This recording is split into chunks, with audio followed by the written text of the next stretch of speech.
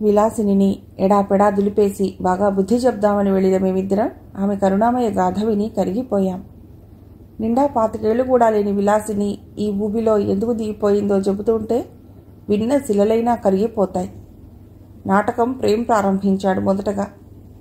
ఆ ముసలాయనతో నువ్వేం సుఖపడుతున్నావు? నాతో వచ్చేసావంటే స్వర్గం చూపిస్తాను. నువ్వు కోరిన నగలు, చీరలు, ఖరీదైన జీవితం, ఇంద్రభవనం లాంటి ఇల్లు. బాగా ఆలోచించుకో. విషాదంగా నవ్వింది విలాసిని. చూడండి, మీరనుకున్నంత నీచానికి దిగజారిపోయేదాన్ని కాదు నేను. పరిస్థితులు అన్ని పక్కల నుండి నొక్కేస్తే విధిలేక ఈ పంకంలో కూరుకుపోయా గాని విలాసవంతమైన జీవితాన్ని కోరుకుని కాదు.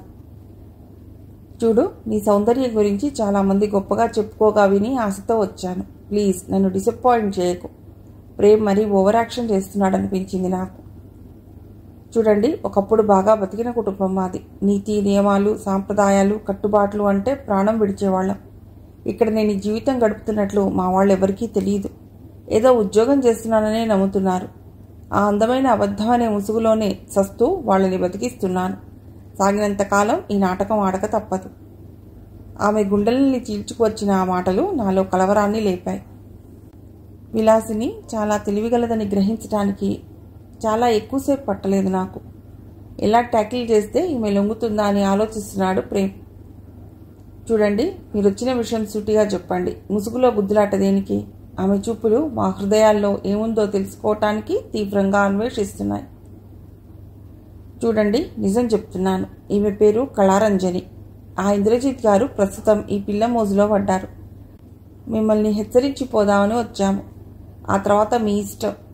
అతికినట్లు నా మాటలు వింటుంటే నాకు చాలా అసహజంగా అనిపించింది. మీరందుకోసమే వస్తే మీ సలహాకి చాలా థ్యాంక్స్. మీకు నా మీదున్న అభిమానానికి పొంగిపోతున్నాను. నేనెవరో ఏమిటో తెలియకపోయినా నా శ్రేయస్సు కోరి వచ్చారు కనుక మీరు నాకు ఆప్తమిత్రులే. చిరునవ్వుతో ఇక మీరు వెళ్ళిరండి అన్నట్లు చూసింది. తన ట్రిక్స్ ఏమీ ఫలించకపోయేసరికి ప్రేమ్ తెల్లమొహం వేశాడు. నేను వేసిన ఆడవేషం ఎందుకు పనికిరాకపోయేసరికి ప్రాణం ఉసూరం అనిపించింది. ఏం చేద్దాం అన్నట్లు నా వంక చూశాడతడు. దయచేయటం తప్ప మరో మార్గం కనిపించలేదు నాకు. అయినా చివరి ప్రయత్నం చేద్దాం అనుకున్నాను మొండిగా. ఇంద్రజిత్ గారు మీకు ఈ మధ్య ఎంత డబ్బు ఇచ్చారో గుర్తుందా? అడిగాను అసలు విషయంలోకి వస్తూ. చిత్రంగా నవ్విందామె. గుర్తులేకేం? మా తమ్ముడిని మెడిసిన్లో చేర్పించాలన్నప్పుడు 10,000, మా చెల్లి పెళ్లికి 15,000, నాన్నకి యాక్సిడెంట్ అయి కాలుపోయినప్పుడు ఆయనే ఆదుకున్నారు. ఒక 50,000 దాకా ఇచ్చి ఉంటారు అంది నెమ్మదిగా గుర్తు చేసుకుంటూ. ఆ డబ్బు ఎక్కడి నుంచి వచ్చిందో మీకేమైనా తెలుసా? ప్రేమ్ ఉక్రోషంగా అడిగాడు. తెలుసుకోవాల్సిన అవసరం నాకు లేదు, నిర్లక్ష్యంగా అంది. అవును, ఎందుకుంటుంది? తేరగా వచ్చిన డబ్బు. ఒక 10 నిమిషాలు నీ ఒళ్ళు నీది కాదనుకుంటే 1,000 ఇచ్చి ఊళ్ళో పడుతున్నప్పుడు అవి ఎక్కడి నుంచి వచ్చాయనే ఆరాయి నీకెందుకుంటుంది? ప్రేమ్ కంఠంలో కోపం, కసి, అసహ్యం, ద్వేషం ముప్పిరిగొన్నాయి. విలాసిని తీవ్రంగా దెబ్బతిన్నట్లు చూసింది. ఆ కళ్ళల్లో బాధతో కూడిన ఎర్రని జ్వాల. నీకవసరం లేకపోయినా ఆ డబ్బు ఎక్కడిదో చెప్తున్నా విను. కార్మికుల రక్తమంతా చెమటగా మారితే వాళ్ల ఆకలి కడుపుల నకనకల్లోంచి పుట్టిందా డబ్బు. సంవత్సరానికోసారి బోనస్, జన్మానికో శివరాత్రిలాగా వాళ్ల ఆశలన్నీ ఆ బోనస్ చుట్టూనే తిరుగుతుంటాయి.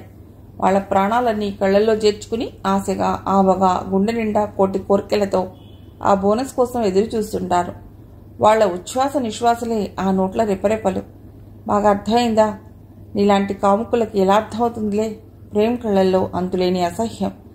మనిషి మింటికెగిసే అగ్నిపర్వతంలా జ్వలించిపోతున్నాడు.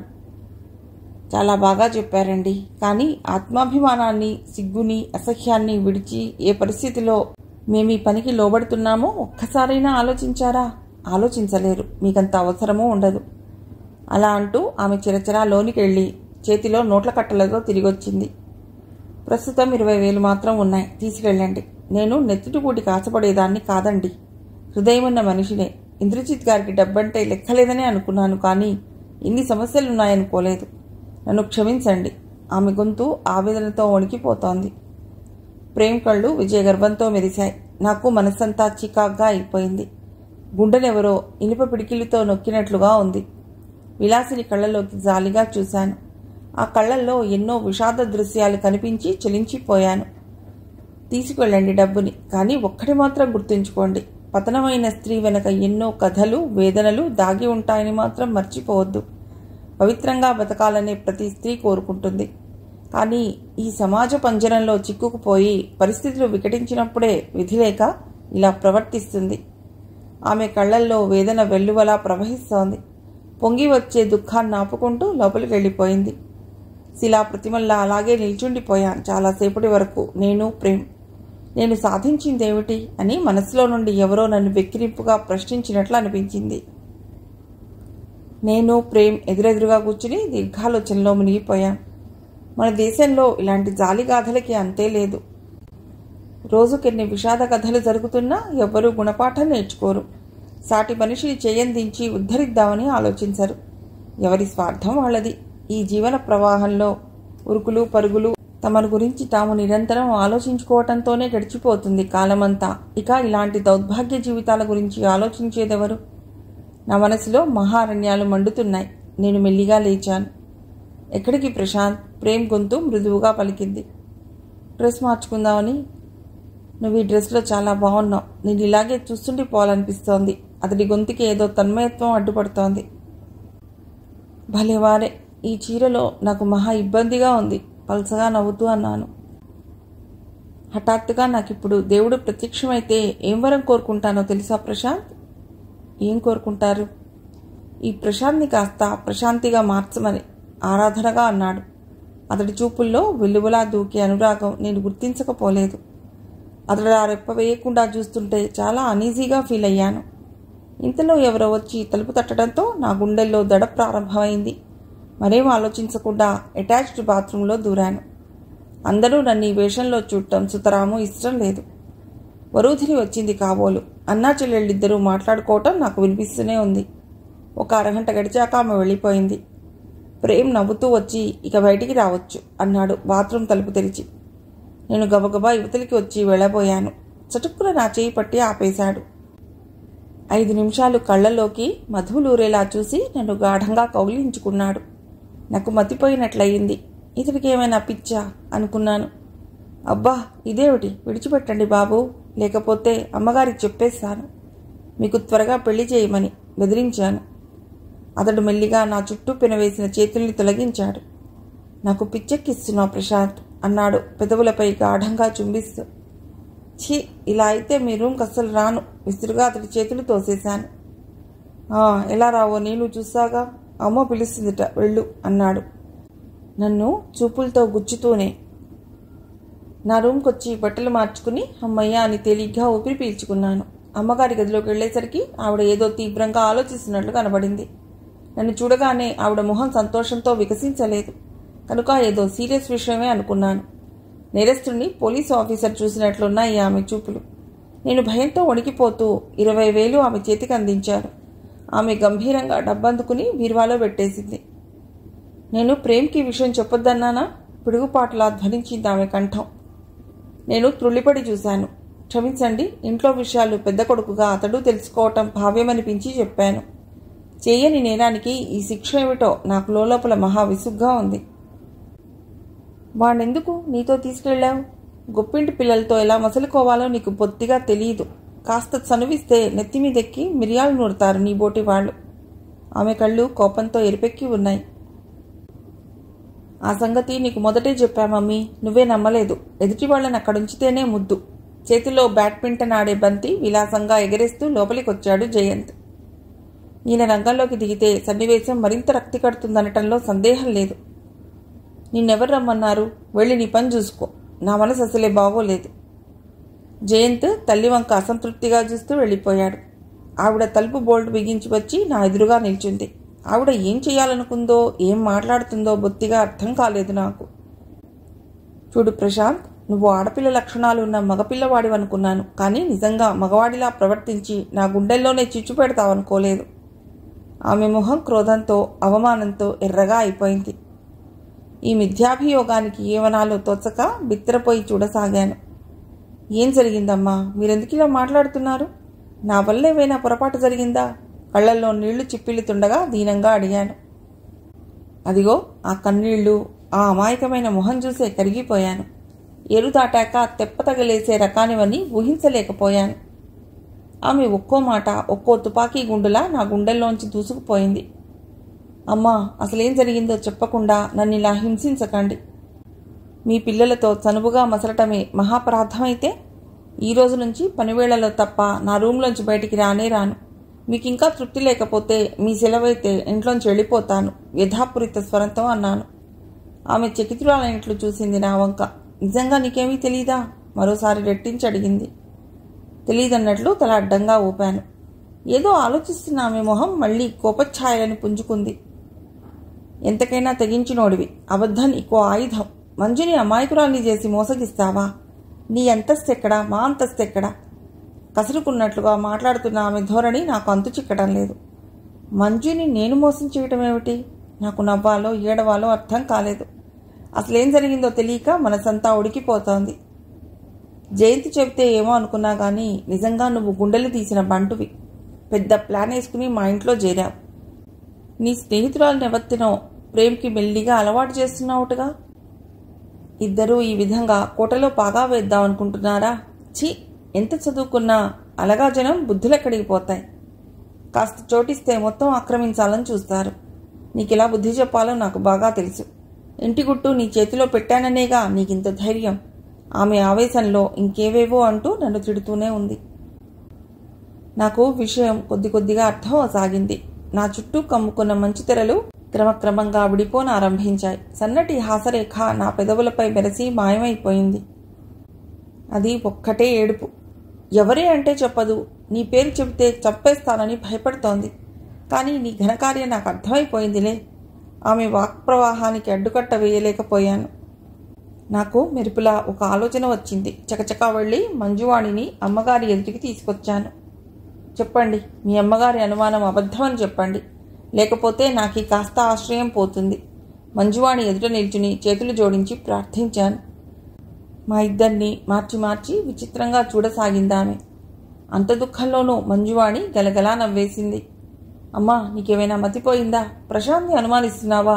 నా కర్మానికి నన్ను వదిలేయక నా పాపం అతడి మీద రుద్దితే మరింత పాపం చుట్టుకుంటుంది. నా కర్మకి అతడు మాత్రం కారణం కాదు. ఆ మొహం చూస్తే నీకలా అనిపిస్తుందా? మంజువాణి మాటలు విన్నాక నా హృదయం తేలికపడింది. అమ్మగారి కళ్లల్లో సంపూర్ణ విశ్వాసం కనబడలేదు సరికదా. ఏదో అనుమానపు తెర లీలగా కదులుతూనే ఉంది. అప్పటికా గండం గడిచి నేను బయటపడినా మంజువాణి స్థితి తలుచుకుంటే నాకు మనసు చెరువైపోయింది. ఈ కాలపు పిల్లలకిదో ఫ్యాషన్ అయిపోయింది. పెళ్లి కాకముందే కాలు జారటం. నా మనస్సు ఆవేదనతో ఘోషించింది. ఆ మర్నాటి నుండి ఇంట్లో వాతావరణం చిత్రంగా మారిపోయింది. ఊర్వశి గారు ప్రతి ఒక్కరి కదలికను 1000 కళ్లతో కనిపెడుతున్నారు. ఎవరూ ఆమెకు చెప్పకుండా బయటికి వెళ్ళటానికి వీల్లేదు. ఇంద్రజిత్ గారు కూడా చిత్రంగా మారిపోయారో మారిపోయినట్లు కనిపిస్తున్నారో నాకు అర్థం కాలేదు. ఆయన గదిలో విస్కీ బాటిల్స్, ఐస్ క్యూబ్స్ మోయలేక నా పనైపోతుంది. జయంతికి కాళ్ళు చేతులు కట్టేసినట్లయింది. ఆడపిల్లలకి సినిమాలు, షికార్లు, పిక్నిక్లు, విహారాలు అన్నీ బంద్. ఇంట్లో వాతావరణమే స్తంభించిపోయింది. ఊర్వశి గారు డిక్టేట్ చేస్తుంటే ఎవరెవరికో ఉత్తరాలు రాసి పాడేశాను. 4వ నాటికల్లా ఆమె మేనమామ, తాతగారు దిగారు. ప్రేమ్కి, మంజువాణికి సంబంధాలు చూడటం ప్రారంభించారు. ఇల్లంతా మళ్లీ హడావుడి, కోలాహలం. నాకు క్షణం కూడా ఊపిరి పీల్చుకోవటానికి వీల్లేనంత బిజీ. మధ్యలో ఒకసారి అమ్మ కబురు చేసినా వెళ్ళలేకపోయాను. మంజువాణికి అబోర్షన్ చేయించి గప్చుప్గా ఇంట్లో కూర్చోబెట్టేశారు. ప్రేమ్ని ఎక్కడెక్కడికో తీసుకుపోతున్నారు ముసలాయన పిడి చూపులకంటూ. ఈ తిరగటం ప్రేమ్కి మహాబోర్గా ఉన్నట్లు అతడి ధోరణి బట్టి కనిపెట్టేశాను. ఊర్వశి గారు తన చాతుర్యంతో మంజువాణికి సంబంధం కుదిర్చేశారు. కుర్రవాడు ఇంజనీర్, విశాఖపట్టణంలో. కాస్త నల్లగా ఉన్నాడని ఆ పిల్ల గొణిగిన తల్లి ఉరిమి చూశాక మరి నోరెత్తలేకపోయింది. కట్నం 25,000. నా గుండె గుబేలు మంది ఆ సంఖ్య వినగానే. పేదవాళ్ల పెళ్లిళ్ళు ఒక 10 చేసేయొచ్చు ఆ డబ్బుతో. మంజువాణి పెళ్లి కుదుర్చుకున్న 2వ రోజున తల్లి కొడుకులు ఘర్షణ పట్టం విని విస్తుపోయాను. అమ్మగారు ప్రేమ్తో అంత తీవ్రంగా, నిర్మోహమాటంగా వాదించడం నేనెప్పుడూ వినలేదు. ప్రేమ్, నువ్వు ఆ కాకినాడ సంబంధానికి ఒప్పుకోవాలి. 150,000 కట్నం. నీ చెల్లి పెళ్లి అవుతుంది. మీ నాన్నగారు చేసిన అప్పు తీరుతుంది. అమ్మా, నన్ను క్షమించు. కట్నం తీసుకుని పెళ్లి చేసుకోవటం నాకు ఇష్టం లేదు. పెద్ద సోషలిస్ట్ని, సంస్కర్తనని కబుర్లు చెప్తావే, ఇదేనా నీ సంస్కారం? ఆ ఆదర్శోపన్యాసాలన్నీ వేదికలకే పరిమితమా? ప్రేమ్ తీవ్రంగా అడుగుతున్నాడు. ఆదర్శాలన్నీ ఆచరణలో పెట్టాలంటే చాలా కష్టం ప్రేమ్. మీ తాతయ్య మావయ్య ఎంతో కష్టపడి ఈ సంబంధం కుదిర్చారు. నువ్వు కాదనవనే ధైర్యంతో నేను మాటిచ్చేశాను. ఆ పిల్లకేం తక్కువైందని? అపరంజి బొమ్మలా ఉంది. నీ అభ్యంతరం దేనికిటా? ఇప్పుడే పెళ్లి చేసుకోవటం నాకు ఇష్టం లేదమ్మా. చెల్లాయి పెళ్లి చేసేయండి. నా మాట విను ప్రేమ్. ఎందుకు చెప్తున్నానో అర్థం చేసుకో. కట్నం 25,000 అంటే లాంఛనాలు మరో 10,000, స్కూటరు, ఆడపిల్లల కట్నాలు ఇవన్నీ కలుపుకుని 1,00,000కి పైనే అవుతుంది. పెళ్లి గ్రాండ్గా చేయాలి. నీ కట్నంతో ఇవన్నీ సరిచేయొచ్చని నా ఆశ. మీ నాన్నగారు ఏమీ పట్టించుకోరు. ఆడదాన్ని నేనెంతకని చావనరా? ఆమె గొంతులో ఆవేదన, బాధ. అమ్మా, బాపట్లలో ఉన్న ఇల్లు, నంద్యాల దగ్గరున్న పొలాలు అమ్మేసేయండి. చెల్లాయి పెళ్లి సమస్య తీరిపోతుంది. అంతేగాని ఆ పెళ్లికి ఈ కట్నానికి లంకె వేయకు. నీకు పుణ్యం ఉంటుంది. ప్రేమ్ గొంతులో దీనత్వం గూడుకట్టుకునుంది. ఏటి, ఆస్తి అమ్మేయాలా? ఎంత ధైర్యంరా నీకు అలా చెప్పటానికి? ఫలానా వాళ్ళు ఆస్తి అమ్ముకుంటున్నారని తెలిస్తే బంధువుల్లో మనకెంత నామర్దా? సొసైటీలో స్టేటస్ తగ్గిపోదు? ఫ్రెండ్స్ దగ్గర ప్రెస్టేజీ పోదు? ప్రపంచంలో అంతకన్నా ఘోరమైన విషయం మరొకటి లేదన్నట్లు మాట్లాడుతోంది ఆమె. ఇందాకటి నుంచి తల్లి కొడుకుల వాద ప్రతివాదాలు వింటున్న తాతగారు కల్పించుకోక తప్పలేదు. ఏమిటి అమ్మాయి వాడిని అడిగేది? ముహూర్తాలు పెట్టించగా 4 రోజులు పోయాక వాడే సర్దుకుంటాడు. తాతగారు తరుణోపాయం ఉపదేశించారు. నీకు తెలియదు నాన్న ఈ కాలపు పిల్లల సంగతి. వీళ్ళెంతకైనా తెగిస్తారు. ఆమె కంఠస్వరం నిస్సహాయంగా ఉంది. ఇంకోసారి నా పెళ్లి సంగతి ఎత్తారంటే మాత్రం మీ కంటికి కనిపించను. ఆ తర్వాత మీ ఇష్టం. అల్టిమేటం ఇచ్చేసి చరచరా పైకెళ్ళిపోయాడు ప్రేమ్.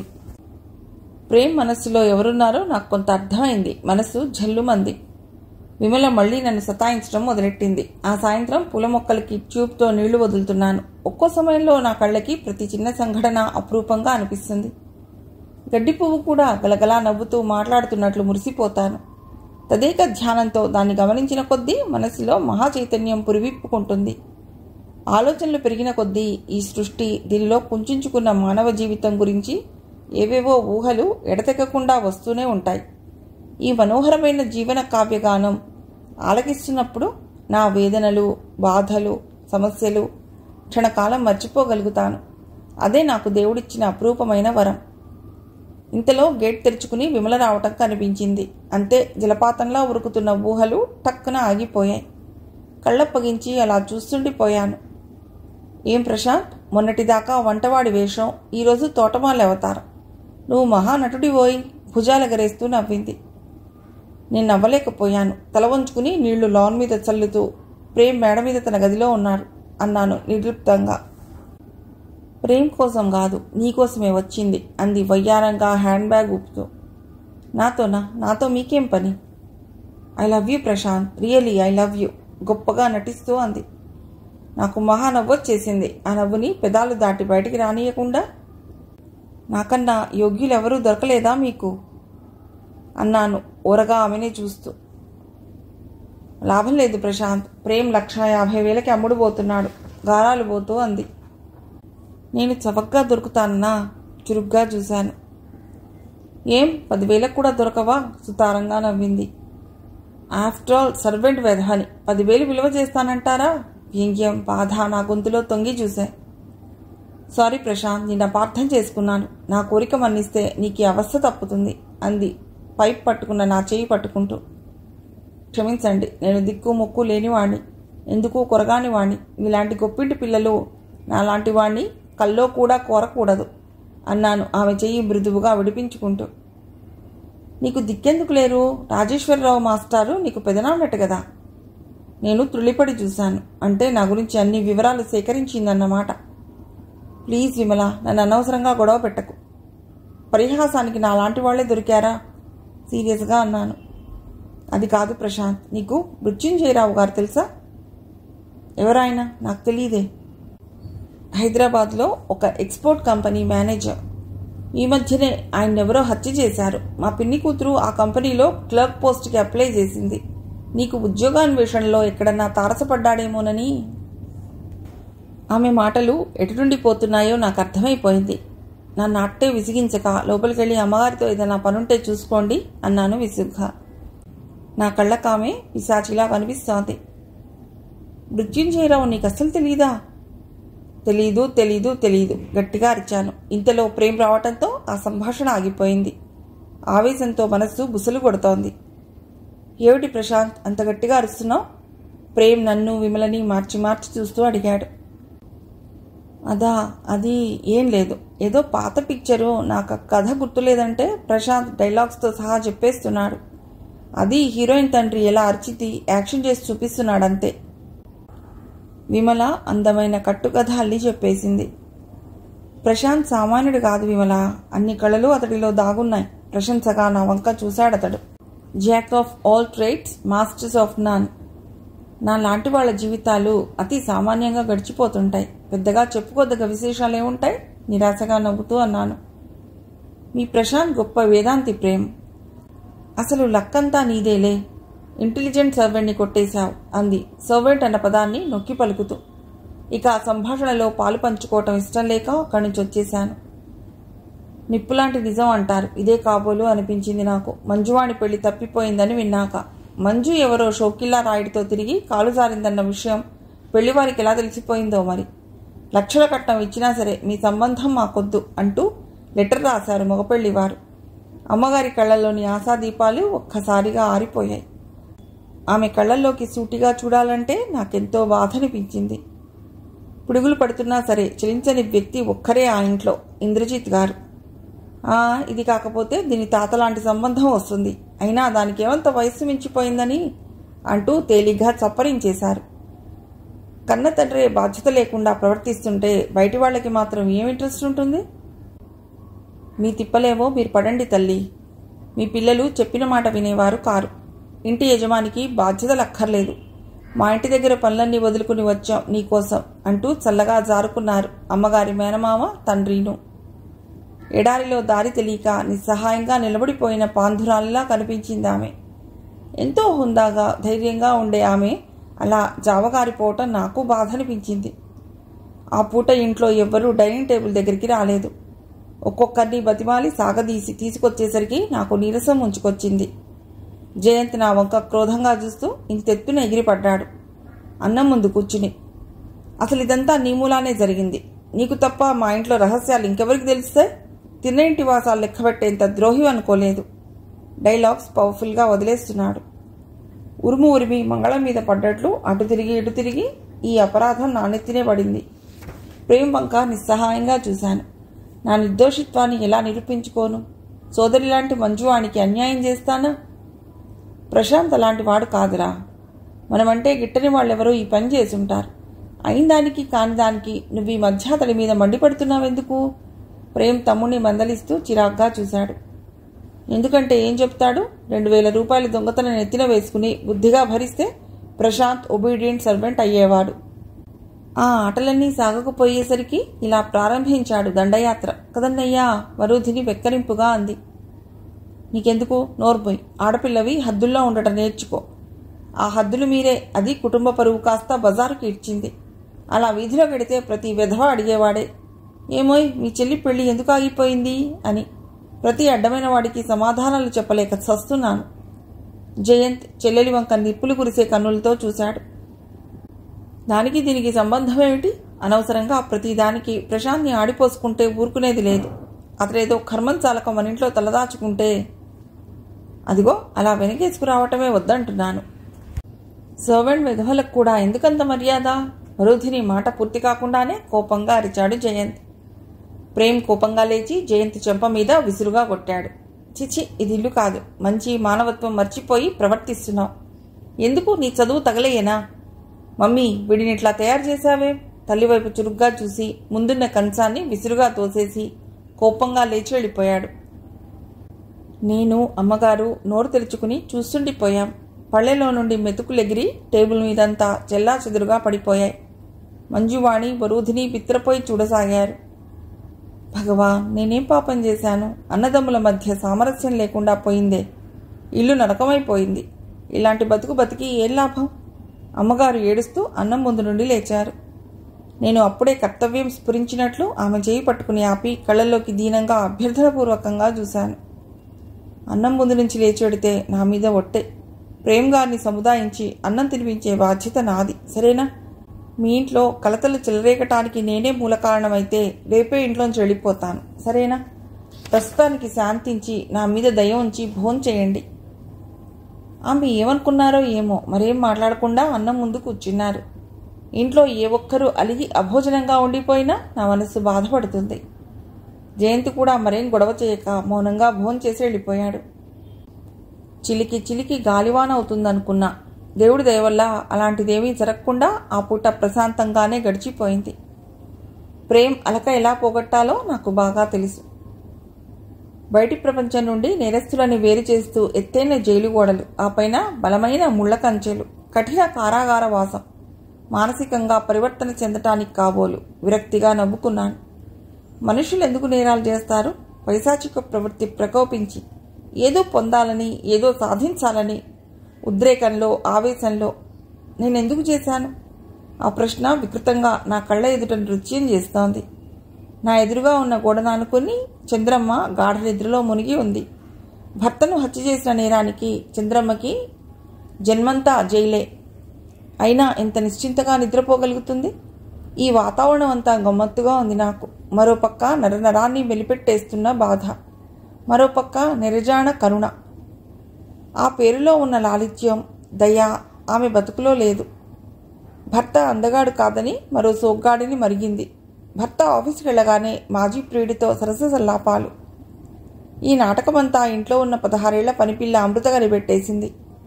అమృతం ఈ పరమ రహస్యాన్ని భర్త చెవిలో ఊదుతుందేమోనని ప్రియుడి సహాయంతో ఆ పిల్లని చిత్రహింసలు చేసి చంపేసి ఉరిపోసుకున్నట్లుగా వేలాడదీయించి తాను తెలివిగా పుట్టింటికి చెక్కేసింది. పాపం బయటపడకపోతుందా? సిఐడి ఇన్స్పెక్టర్ కీర్తివర్ధన కేసుని టేకప్ చేసి తెలివిగా పరిశోధించి అమృతం సాబు ఆత్మహత్య కాదని హత్యని కనిపెట్టేశాడు.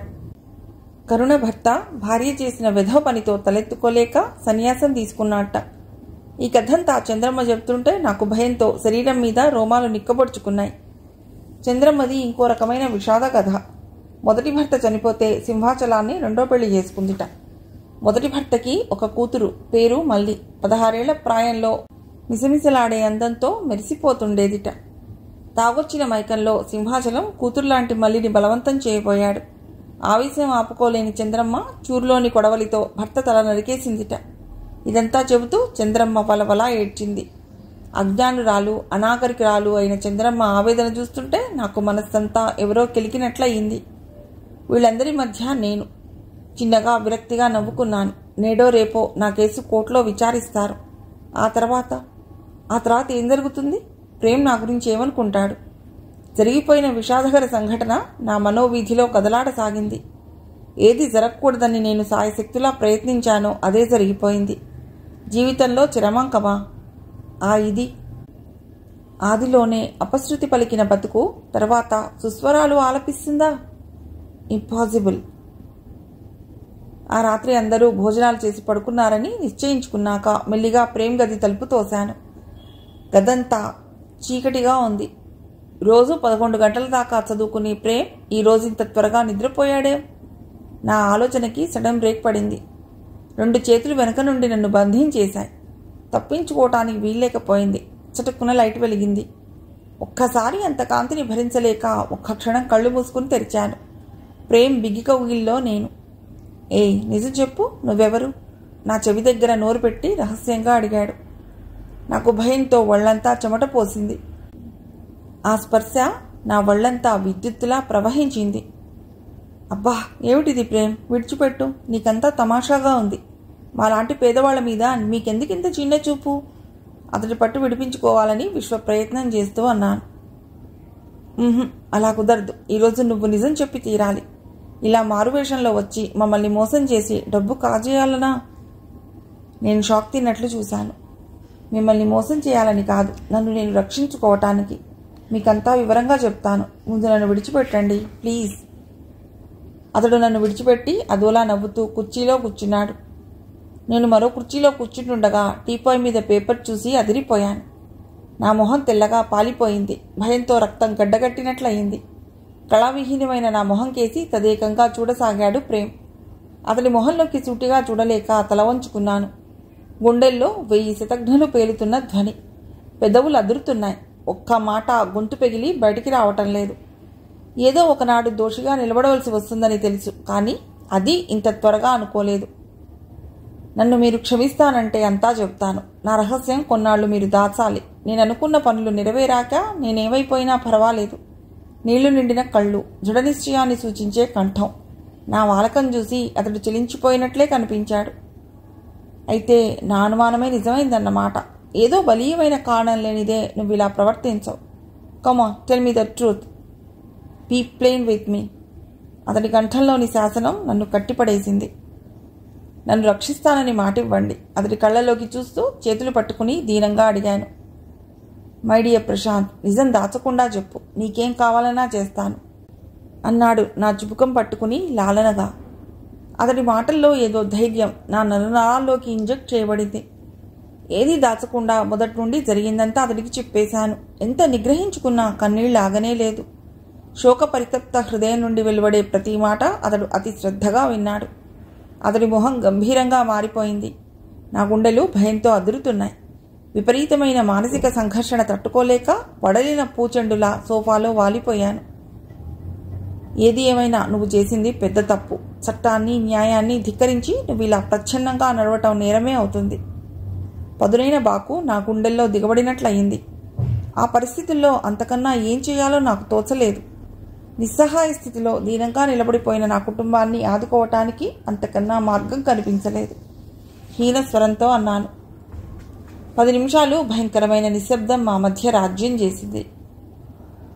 చాలా అప్సెట్ అయ్యావు కానీ ఈ రోజుకి రెస్ట్ తీసుకో, రేపు మాట్లాడదాం. అతడు నా దగ్గరకు వచ్చి చెక్కిలి నిమురుతూ అన్నాడు. నేనంటే మీకు అసహ్యం వేస్తోంది కదూ? బాధగా అడిగాను. అసహ్యం వేసే పని నువ్వేమీ చేయలేదు. అలాంటి దిగులేమీ పెట్టుకోకుండా హాయిగా నిద్రపో. రేపు మీద ఆశలు పెంచుకో. ప్రశాంత్గా నన్ను ఆకర్షించావు. అందాల సుందరిగా మనస్సు దోచేశావు. విద్యగా నా హృదయంలో సుస్థిరమైన స్థానాన్ని సంపాదించుకున్నావు. అనురాగం అలలు అలలుగా తేలి వస్తోంది అతడి స్వానునయ వాక్యాల్లో. నిజంగా నేనంత అదృష్టవంతురాలినా? అవునన్నట్లు అతడి చూపులు ప్రేమామృతాన్ని వర్షిస్తున్నాయి. భవిష్యత్తు గురించి బంగారు కలలు కంటున్న నాకు తమ్ముడు తెచ్చిన వార్త అసని పాతంలా ధ్వనించింది. నాన్నకి సీరియస్గా ఉంది. మరేం ఆలోచించకుండా ఉరుకులు పరుగులు మీద ఇంటికి చేరాను. ఆ క్షణంలో నాకు రెక్కలుంటే ఎంత బాగుండేది అనిపించేది. అమ్మ శోకదేవతలా నాన్న మనసు మీద కూర్చుంది. ఏ క్షణానైనా పగలబోతున్న అగ్నిపర్వతంలా ఉందామె. నన్ను చూడగానే మెరుపులా లేచొచ్చి గాఢంగా హృదయానికి హత్తుకుని బోరున ఏడ్చేసింది. విద్య, నాన్న నీకోసం పలవరించిపోతున్నారమ్మా. ఆయనకి బుద్ధుల కూతురిగా సాక్షాత్కరిస్తే గాని ప్రశాంతంగా వెళ్ళిపోరు. అంటే ఇవి నాన్నకి అంతిమ ఘడియలు. మమ్మల్ని, ఆశలని, కలలని, కోరికలని సర్వం మరిచి మరో లోకానికి తిరుగులేని పయనం. నా అవయవాలు స్వాధీనం తప్పుతున్నట్లు అనిపించింది. కళ్ల ముందంతా చిక్కటి చీకటి. అంధకార బంధురమై భవిష్యత్తులో ఒంటరిగా నా ప్రయాణం. ఏ వెలుగు చుక్క మిణుకుమంటుందో, ఏ ఆశాకిరణం తళుకుమంటుందోనని ఆర్తిగా వెర్రిగా నిరీక్షణ. అనంతమైన నిరీక్షణ. మనస్సు వేదాంతంలోకి జారిపోతోంది. ఎందుకు పుడుతున్నాం? ఎందుకు చస్తున్నాం? ఈ మధ్యకాలంలో ఏం సాధిస్తున్నాం? ఆశల ఆరాటంతో జీవన పోరాటం. క్షణికమైన బతుకు కోసం ఎన్ని వేషాలు, మోసాలు, ఆశలు, ఆరాటాలు, ప్రేమలు, కక్షలు, ద్వేషాలు. ప్యాంటు షర్టు విడిచి చీర కట్టుకున్నాను. చాలా కాలం తర్వాత శరీరానికి ఏదో స్వతంత్రం లభించినట్లు. కానీ మనస్సు మూగబోతోంది. అయిపోయింది. ఈ నాటకానికి తెరబడబోతోంది. మరో అంకానికి సిద్ధం కావాలి. నాకు నేనే డైలాగ్స్ రాసుకుని అతి నేర్పుగా నటించాలి. నాన్న మంచం మీద కూర్చుని విషాదంగా నవ్వుకున్నాను. జీవితంతో పోరాడి పోరాడి అలసిపోయిన ఆయన వదనంలో విపరీతమైన వేదనా చిహ్నాలు. అలా నాన్న మొహంలోకి చూస్తుంటే ఎన్నో జ్ఞాపకాలు గుండెల్లో సుళ్ళు తిరుగుతున్నాయి. ఎదిగిన 2 ఆడపిల్లలు పోయాక పుట్టి బతికి బట్టగట్టానని నాన్నకి ఎంతో అపురూపం నేనంటే. చిట్టి అని ప్రేమగా పిలిచేవారు. చిట్టి పొట్టి, సిగరెట్ పెట్టి, మీ అమ్మ తిట్టి, మీ నాన్న కొట్టి, నువ్వేమో చట్టి అంటూ ఆటల్లో స్నేహితులు ఏడిపిస్తే ఉడుక్కుని ఆ వేడిలో ఇంటికొచ్చి నన్ను అలా పిలవకండి నాన్న, అందరూ ఆట పట్టిస్తున్నారు అంటూ నాన్న ఒడిలో చేరి వెక్కి వెక్కి ఏడ్చేదాన్ని, కళ్ళు ఎర్రబడిపోయేలా. బంగారు తల్లి, నేను అలా పిలవకపోతే నాకు పెద్ద వెలితిగా ఉంటుందమ్మా. అస్సలు తోచదు. నవ్వుకున్న వాళ్ల పళ్ళే బయటపడతాయి అంటూ ప్రేమగా వీపు నిమురుతూ ఓదార్చేవారు. కాస్త ఊహ తెలిసాక నేను చిన్నప్పుడు ఎంత అల్లరి చేసేదాన్నో అమ్మా నాన్న చెప్పుకుని నవ్వుకునేవారు. నాన్న శనివారం శుచిగా మడిగట్టుకుని విస్తట్లో భోంచేస్తుంటే చిట్టి చిట్టి అడుగులేసుకుంటూ వచ్చి నాన్న విస్తట్లో అన్నమంతా తొక్కేసేదాన్నట. అమ్మ వచ్చి అదంతా తీసేసి వేరే వడ్డిస్తానంటే, వద్దులే వర్ధని, నా చిట్టి తల్లి ఏం చేసినా నాకు అపురూపమే, ఇదే నాకు అమృతంలా ఉంటుందంటూ ఆప్యాయంగా తినేవారట. అలాంటి నాన్న నాకు గుండెల్లో నుండి దుఃఖం ఎగదన్నుకొచ్చేస్తోంది. నాన్న నాన్న ఆయన మొహం మీదకి వంగి ప్రేమగా పిలిచాను. ఆయన అతి ప్రయత్నం మీద రెప్పలెత్తి నా వంక చూశారు. ఆ చూపులో మెరుపులు కురిశాయి. సంతృప్తితో కూడిన చిరునవ్వు ఆయన పెదాలపై వెలిగింది. అది ఒక్క క్షణం మాత్రమే. మరు నిమిషంలో ఆయన కళ్ళు కళావిహీనమైపోయి నల్లగుడ్డు పైకి పోయింది. నాకు భయం వేసింది. జయదేవ్ పక్కనే తులసి తీర్థం పట్టుకుని ఉన్నాడు. ఆ తులసి నీళ్లు నాన్న నోట్లో పోశాడు. అవి లోపలికి పోలేదు, బయటికి వచ్చేశాయి. అమ్మాయి, నువ్వు మంచం మీద నుంచిలే, ఇక ఆయన పని అయిపోయింది. మంచం మీద ప్రాణాలు పోకూడదు. పెద్ద ఆయన రామశాస్త్రి గారు నన్ను మంచం మించి రెక్కబట్టి లేవదీశారు. పరిస్థితి విషమించిందని తెలుసుకున్న అమ్మ కొల్లుమంది. నేను అయోమయంగా చూడసాగాను. నలుగురు సాయం బట్టి నాన్నని కింద చాప మీద పడుకోబెట్టారు. నేను మతిపోయిన దానిలా చూడసాగాను. గుండెల్లో అగ్నిపర్వతాలు బద్దలవుతున్నాయి. దేవుడిలాంటి మనిషి కుటుంబాన్ని ఏ ఆధారం లేకుండా వదిలేసి తన దారి తను చూసుకుంటున్నాడు. బాగా పరిచితులైన ఇరుగు పొరుగులు కళ్ళనీళ్లు పెట్టుకుంటున్నారు. అమ్మ నాన్న శవం మీద పడి గుండెలవిసేలా ఏడుస్తోంది. నేను పెను తుఫాల్లో చిక్కుకున్న పక్షిపిల్లలా విలవిల్లాడిపోయాను. భగవాన్, నాన్నతో చివరికి మాట్లాడే యోగం కూడా లేకపోయింది. ఎంత దురదృష్టవంతురాల్ని. బాధలతో చివికిన ఆయన హృదయానికి రవ్వంత శాంతి కలిగించలేకపోయాను. నా హృదయం కళాపెళా మరిగిపోతున్నది. కర్కశమైన బూట్ల ధ్వని వినిపించడంతో ఉలిక్కిపడి తలెత్తాను. ఎదురుగా పోలీస్ ఇన్స్పెక్టర్. అక్కడి దృశ్యం చూసి క్షణంసేపు చకితుడు అయినట్లు నిలబడిపోయాడు. ఆయన వెనుక విమలని చూడగానే నాకు పరిస్థితి అర్థమైపోయింది. గోరుచుట్ట మీద బలమైన రోకలిపోటు. 2 విషాదాలని ఒకేసారి ఎదుర్కోవలసిన అమ్మ పరిస్థితి తలుచుకుంటే నా గుండెనెవరో నలుపుతున్నట్లుగా ఉంది. ఒక పక్క చావు పల్లకి సిద్ధమవుతోంది. అమ్మ మతి చెలించిన దానిలా ఇన్స్పెక్టర్ వంక చూడసాగింది. ఆ కళ్లల్లో అగ్నిజ్వాలలు. Vidyarani, your under arrest. మృత్యుంజయరావుని హత్య చేసిన నేరానికి. ఇన్స్పెక్టర్ మాటలు పూర్తి కానే లేదు. అమ్మ బెబ్బుల్లా గర్జించింది. ఇన్స్పెక్టర్ గారు, ఆయన పోయిన దుఃఖంలో మేము ఉంటే పిల్లని అరెస్ట్ చేస్తారా? మేం పరువుగా బతికేవాళ్ళమండి. హత్యలు దోపిడీలతో మాకేం సంబంధం లేదు. మా పిల్ల మీద లేనిపోని నిందలేస్తే నేను ఊరుకోను. అపర కాళిలా ఉన్న ఆమె అవతారం చూసి నాకే గుండె జలధరించింది. క్షమించండి అమ్మా, మా డ్యూటీ మేము చేస్తున్నాం. అవన్నీ మీరు కోర్టులో చెప్పుకోండి. సమర్థుడైన లాయర్ని పెట్టుకోండి. ఈమె హత్య చేసినట్లు మాకు సాక్ష్యాధారాలు ఉన్నాయి. ఇన్స్పెక్టర్ మాటలు విని అమ్మ మొదలు నరికిన తరువులా కూలిపోయింది. నేను చలనం కోల్పోయి చూడసాగాను. ఓరి భగవంతుడా, నేను నీకేమన్యాయం చేశాను? కట్టుకున్న భర్తని, కన్న కూతుర్ని ఒకేసారి దూరం చేస్తున్నావు. ఏ ఆశ చూసుకుని బతకను? ఏముంది నాకిక? జుట్టు పీక్కుని గుండెలు బాదుకుంటూ హృదయ విదారకంగా విలపిస్తోంది. ఆమె దగ్గరికి వెళ్ళి చేతుల్లోకి తీసుకుని ఓదార్చాలని 2 అడుగులు ముందుకేశాను.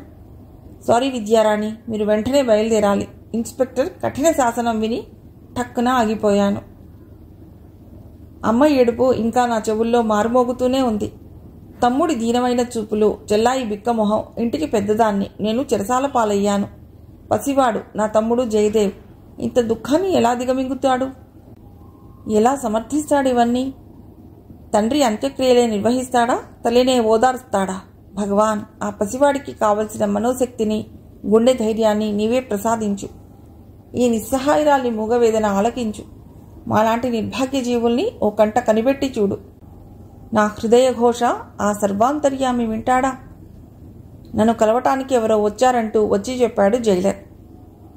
ఎవరొచ్చుంటారు? ఈ హంతకి ముఖం చూడాలని ఎవరికంత ఆత్రం? ఎవరికి నా మీద సానుభూతి? గబగబా కళ్ళు తుడుచుకుని వేళ్లతో జుట్టు సవరించుకుని యువతలికొచ్చాను. ఎదురుగా ప్రేమ్, నా అనురాగాల రాశి, నా ప్రణయమూర్తి. ప్రపంచంలోని రాగరసాన్నంతా కన్నుల్లో నింపుకుని ఎదురుగా, నా కళ్ళెదురుగా ప్రేమ్ కుమార్. నిజంగా నా పాలిటి దేవత. అతన్ని చూడగానే దుఃఖం పొర్లి పొర్లి వచ్చేసింది నాకు. 5 నిమిషాల వరకు అలా ఏడుస్తూ ఉండిపోయాను. చూడు విద్య, ఆ ఏడుపు ఆపే. నీ కానాడే చెప్పాను, చట్టాన్ని తప్పించుకుని ఎక్కువ కాలం తిరగలేవని. నీ తరఫు వాదించడానికి సమర్థుడైన లాయర్ని పెట్టాను. ఆ రోజు ఎందుకు హత్య చేశావంటే ఏమని చెప్తావు? ప్రేమ్ నా కళ్ళలోకి సంశయంగా చూస్తూ అడిగాడు. నన్ను మోసం చేసి నా శీలాన్ని అపహరించి ప్రతిఫలంగా ఇస్తానన్న ఉద్యోగం ఇవ్వలేదు. ఆ అన్యాయం సహించలేక చంపేశాను. జరిగింది అంతేగా, అలాగే చెప్తాను. నా కంఠస్వరం నాకే చిత్రంగా వినిపించింది. ప్రేమ్ నా వంక జాలిగా చూశాడు. ఆ చూపులో ఎన్ని అర్థాలున్నాయో నా గుండె చల్లుమంది. చూడు విద్య, అలా చెప్పకూడదు. శీలాన్ని రక్షించుకోవటం కోసం అతన్ని చంపేశానని చెప్పాలి. అప్పుడు నీకు శిక్ష పడదు. పడినా కొద్ది కాలమే. నచ్చజెప్తున్నట్లుగా అన్నాడు. నా గుండె లోతులు వెతకాలన్నట్లున్నాయి అతడి చూపులు. నా తొందరపాటికి నాలో నేనే సిగ్గుపడ్డాను. నువ్వు నన్నింకా ప్రేమిస్తూనే ఉన్నావా ప్రేమ్? ఎటో చూస్తూ బాధగా అడిగాను. ఆహా, నిన్ను కాదు, బాంబే డైయింగ్స్ ఉందని ప్రేమిస్తున్నాను. చిలిపిదనం చిందులేసింది అతడి గొంతులో. నా చెంపల్లోకి వెచ్చటి రక్తం సరున దూసుకొచ్చింది. ఏదో తెలియని అనుభూతి గుండెని చుట్టేసింది. టైం అయిపోయింది, లోపలికి వెళ్లాలంటూ కేకలు వినిపించాక చూపులతోనే ప్రేమ్ దగ్గర వీడ్కోలు తీసుకున్నాను. ఆ రోజు నా కేసు కోర్టులో విచారణ జరుగుతోంది. లాయర్ అహోబలరావు గారు సమర్థులైన లాయర్ను నియమించారు. మృత్యుంజయరావు భార్య, పిల్లలు, అతని బావమర్దులు అందరూ నా వంక క్రోధారుణ నేత్రాలతో చూస్తున్నారు. నాకు కఠిన శిక్ష పడే తరుణం కోసం అందరూ ఆత్రంగా ఎదురు చూస్తున్నట్లు వాళ్ళ వాలకమే చెప్తోంది. ఒక పక్క దీన వదనాలతో అమ్మ, తమ్ముడు, చెల్లి. కొత్తగా వైధవ్యం భరించడమే కాకుండా కుమార్తె స్థితిని కళ్ళారా చూడవలసిన దౌర్భాగ్య స్థితికి కుమిలిపోతున్న అమ్మ మొహం చూస్తుంటే నా గుండెనెవరో రంభంతో కోస్తున్నట్లే అనిపించింది. భగవాన్, ఈ పరిస్థితి పగవాళ్లకు కూడా వద్దు. నా మూగవేదన ఎవరు వింటారు? అది అరణ్యరోధనేమోనని నాకు తెలుసు. మృత్యుంజయరావు తరఫున నియమించబడ్డ లాయర్ పుష్పవనం కేసుకి సంబంధించిన కాగితాలు పట్టుకుని హుందాగా లేచి నిలబడ్డాడు. అతడి చూపులు నన్ను అణువణువు నిర్దాక్షిణ్యంగా చీల్చేస్తున్నాయి. జరిగే నాటకమంతా నిమిత్త మాత్రురాలిగా చూస్తూ నిలబడ్డాను. ఏడ్చి ఏడ్చి నా కళ్లలో నీళ్లింకిపోయాయి. చెక్కిన ప్రతిమలా నిల్చుండిపోయాను. సుకుమారంగా, సుందరంగా కనిపించే ఈ విద్యారాణి బిఏ పైకి కనిపిస్తున్నంత ముద్దరాలు కాదు. పైశాచిక ప్రవృత్తి దాగి ఉన్న నరరూప రాక్షసి. తనకు ఉద్యోగం ఇవ్వలేదన్న కోపంతో, కసితో శ్రీ మృత్యుంజయరావుని హత్య చేసింది.